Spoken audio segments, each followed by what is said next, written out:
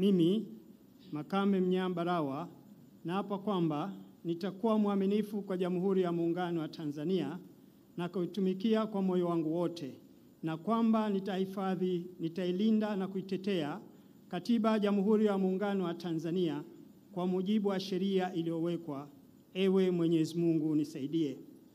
Mimi, Makame Mnyambarawa, naapa kwamba nitaitumikia vema na kwa moyo thabiti Jamhuri ya Muungano wa Tanzania katika kazi zangu za waziri wa uchukuzi, na kwa wakati wowote nitamshauri kwa hekima na uaminifu Rais wa Jamhuri ya Muungano wa Tanzania, na kwa vyovyote vile sitotoa siri za baraza la mawaziri. Ewe Mwenyezi Mungu nisaidie.